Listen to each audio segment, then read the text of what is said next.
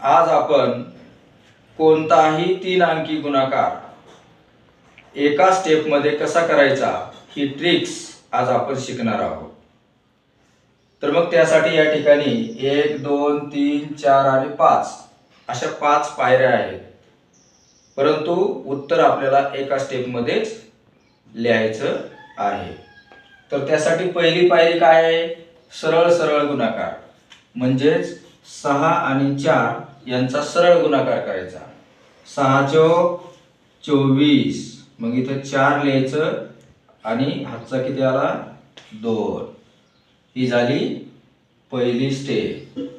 त्यानंतर काय आहे, तिरकस गुणाकार। या 14 आणि 56 यांच्यामध्ये तिरकस गुणाकार करायचा।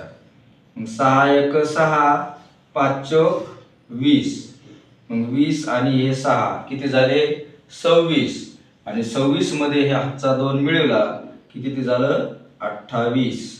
मग इथं 8 लिहायचं आणि पुन्हा हातचा किती आला 2। आता ही आपली दुसरी स्टेप संपली।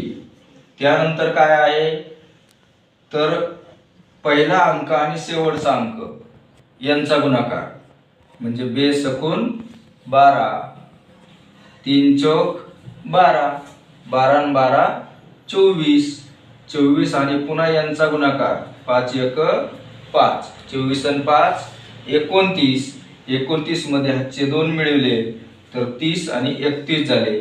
मग या ठिकाणी 1 लिहायचा, आता हातचे आले 3। पहा, ही स्टेप सगळ्यात महत्त्वाची।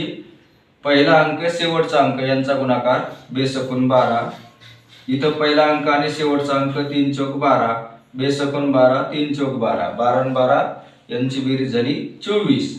नंतर सरळ सरळ गुणाकार 5 1 5, मग 24 आणि 5 29, हातचे 2 आले होते मग 31 झालं, हातचा आता 3 आला, म्हणजे ही स्टेप सुद्धा संपली। आता परत तिरकस गुणाकार। आता 21 आणि 35 आहे फक्त तिरकस गुणाकार आहे।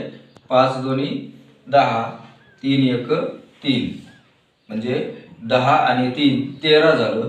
13 मध्ये हे 3 मिळवले 16 झालं, मग इथं 6 लिहायचं, आता हातचा आला 1, म्हणजे ही चौथी स्टेप सुद्धा आपली संपलेली आहे। आता पाचव्या स्टेप मध्ये काय आहे, सरळ सरळ गुणाकार आहे।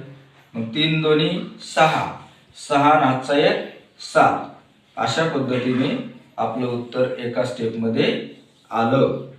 समजलं का? हो समजलं का? हो।